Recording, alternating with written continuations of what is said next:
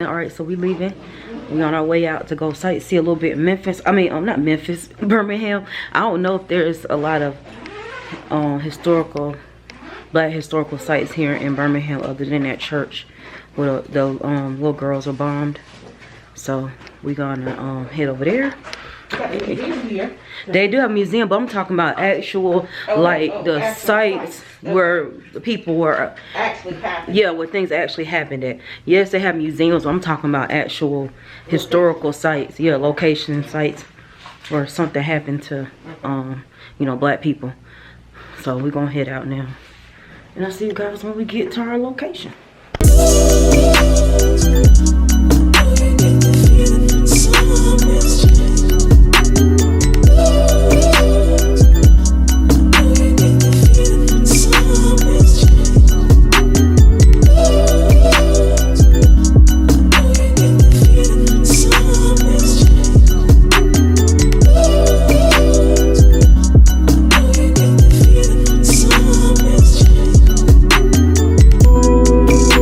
We downtown Birmingham. We're on our way to the 16th Street Baptist Church. They got Martin King everywhere around here. So we 16th Street Baptist Church, across the street over here. I'll let you see it. This is where the four little girls were bombed in the basement of the church. So, you know, during this time, this is when, well, during that time, which I think it was in the, I think this bombing happened in the 50s, if I'm not mistaken. Happened in the 50s. I think it was the 50s that this happened. Yeah, well, we'll go over there in a second. I'll come back. But I think this happened in the 50s, if I'm not mistaken. 4 girls were in the basement of the church. A white man came up and tried to bomb the church, because that was normal to bomb churches and homes, like burn homes down with black people.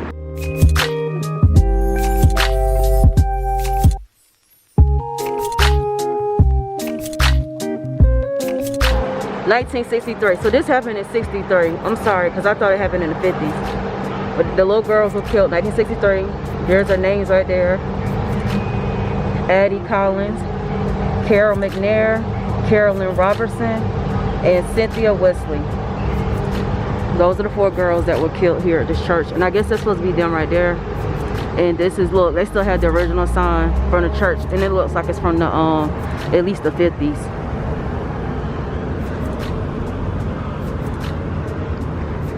Looks like they might have maybe restored this church just a little bit, which still looks good. Looks just like it did back in the day. It's crazy because that door looks like it leads down to the basement, and that's where those girls were killed at.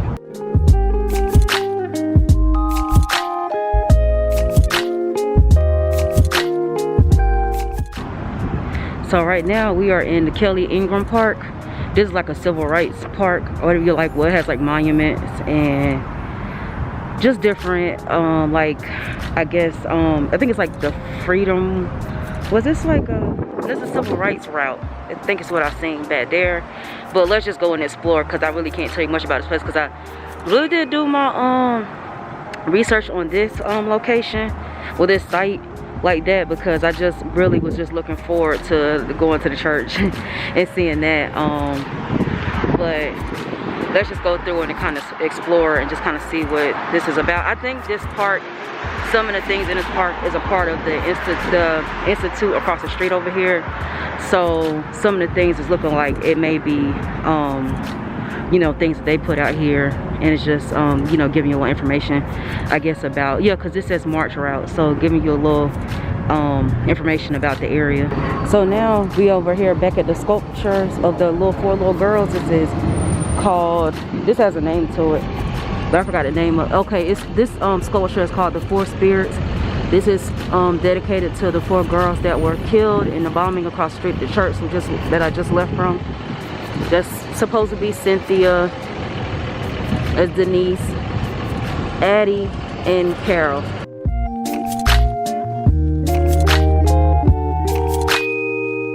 The Children's Crusade on May 2nd, 1963, more than 1,000 students skipped school and marched on downtown, gathering at 16th Street Baptist Church.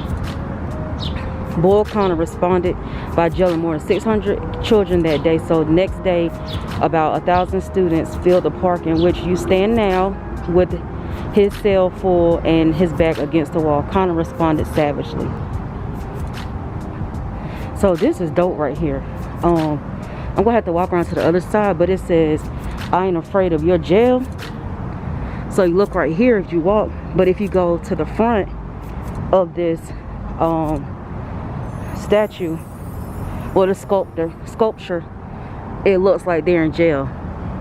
So I think that's pretty dope. But once you walk through it, you know, it says, "I ain't afraid of your jails." Oh, I love it. I love it. So this here is another sculpture. This sculpture is dedicated to foot soldiers of Birmingham's civil rights movement. So this is not unusual right here. If you know black people, we know what this is about. So there's nothing unusual for us to see, or you know, for this to happen to us, which is really sad. So it shouldn't even be happening. But look, this is it right here. The foot soldiers. When notoriously racist police commissioner Eugene Bull Connor sicked his dogs on the foot soldiers of the movement, civil rights leaders hoped it would shine a national spotlight on their plight, but the country at large remained woefully ignorant. However, Southern Christian Leadership Conference leaders had an ace up their sleeve. So as we keep walking, because I'm actually going the wrong direction. I think I'm supposed to be going the other way. But look at this. Look at the dogs. The dogs that, you know, that the police will stick on people. Just look at it. That's exactly how they used to be looking. I didn't even have to be there to know that. Just let me know.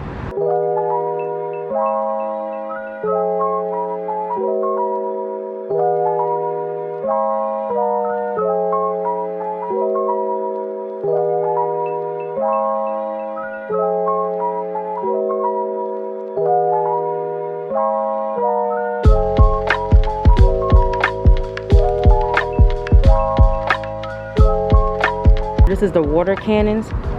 Bull Connor ordered the fearless children crusaders to be blasted with high pressure fire hose, and he once again loosened the dogs on young demonstrators. When the media finally exposed the nation to the cruel scene, President John F. Kennedy attempted to intervene, but a defiant Connor continued to brutalize and imprison indiscriminately. So you look right here, and as we walk through to the other side, these are people turning their backs to those high pressure water holes. These are the water holes right here, because the water holes, like, I don't think anybody ever wants to feel what those water holes felt like. So with the water holes, you know, anybody that, if you know anyone that did the demonstrations and things like that when they were younger, they would know that the water holes were very, very powerful. Like, they would bruise your body. That's how hard the pressure was, that it could, like, I mean, you know, it would cause harm to your body. So the things people went through. I really like this site right here. This might be like my second favorite thing here since we've been on this little tour. But on this tour, I'm not gonna say little, because nothing little about this. Bro, I can't hear. So now we back in the car. Oh, y'all, we couldn't even look like we wanted to. I don't like to not help people like me that look like me. But you know, you still gotta be mindful, because people, if you give them money, you gotta think how many other people, you don't want to do that, and how many other people done gave them money, so they could have more money than me. But I don't like to, you know, I just go ahead and do it, help them out, because you really don't know. But you know, some people, they will get you though. I mean, it is what it is. But we really couldn't look like we wanted to, because it kept coming up asking us a bunch of questions. I'm like, dang, let me look at the sculptures. You lived here.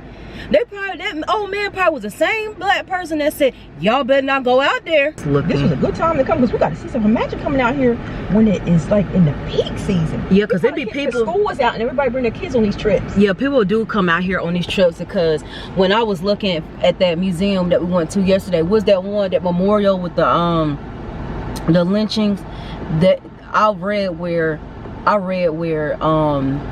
it'd be so busy that you have to park at least 2 blocks away just to get parking, because you can't park there on the, they have parking on the site, which we drove right up and parked, but they don't have no parking, like ain't like a lot of parking in the little the parking lot that they do have, so you have to park at least 2 blocks away just to get some parking.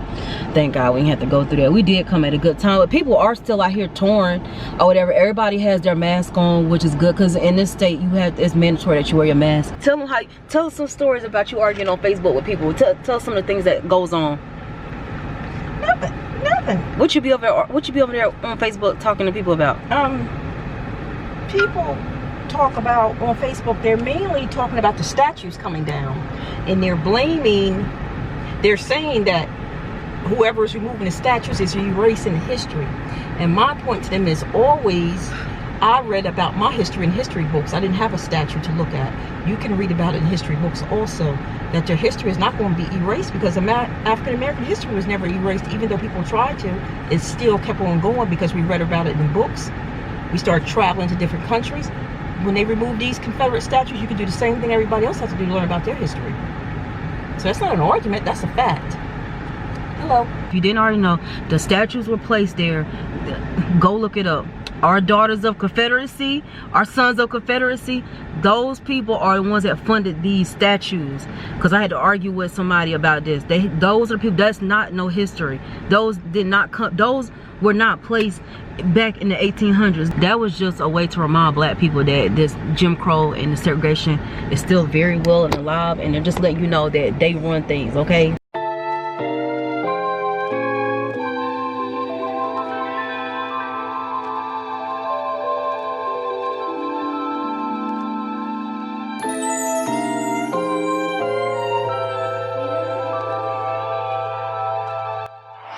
Right here, it'll be a few minutes. You got your ticket? Yeah.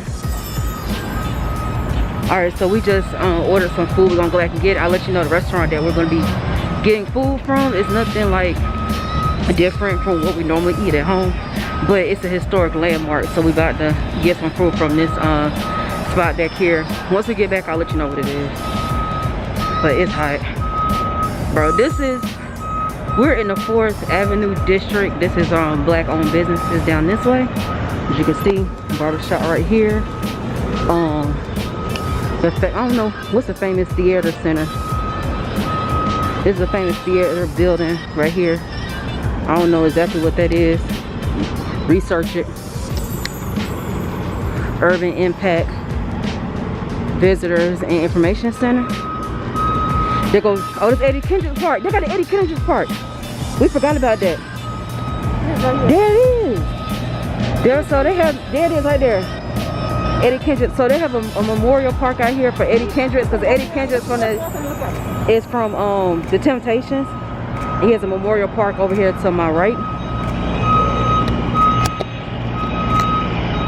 But of course, if anybody knows, follow me on Instagram. Dave Ruffin is my favorite Temptation.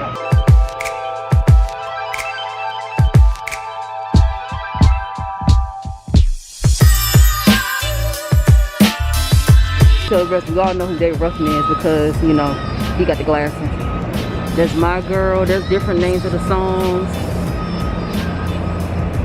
Oh, that's got to be Paul. There's Eddie. There's Blue. And Otis.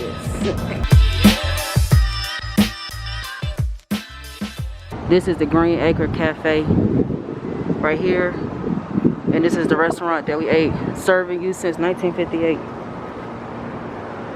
So this is it. This is my food. I got some wings and fries. My mom got some okra and fried green tomatoes. But my family on the phone, so I gotta go.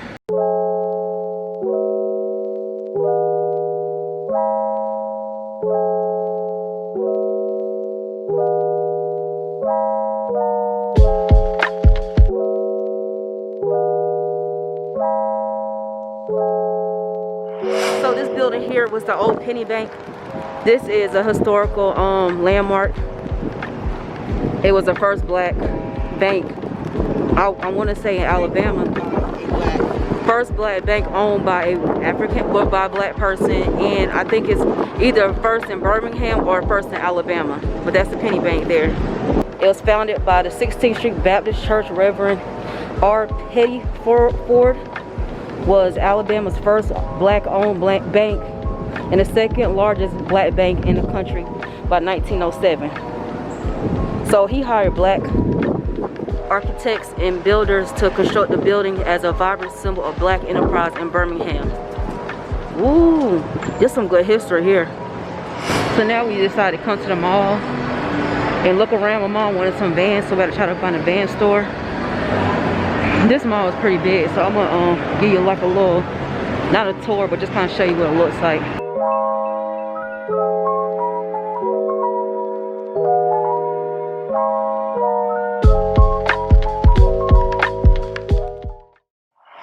All right, so we just went to the mall. It was a big mall, but it wasn't nothing to really see because, you know, it's pandemic time, so we can't really you know, gotta practice social distancing. So anyway, now we're on our way home. Our trip is over with. This has been fun. I want to come back. It's nothing really here to see, but I do like the historical black history sites. I don't know if I want to go to Mississippi because I know it's probably just horrible. I think that, I don't know, they might have been the first state to start doing that lynching, because I think that's where that song come from. That Strange Fruit is about Mississippi lynching. Yeah, I think so. But anyway, this is the end of the vlog. You got anything you need to say? You got anything you want to tell? Nothing? Well, this is the end of our vlog. We're on our way home. I'll see you guys in my next video. Bye.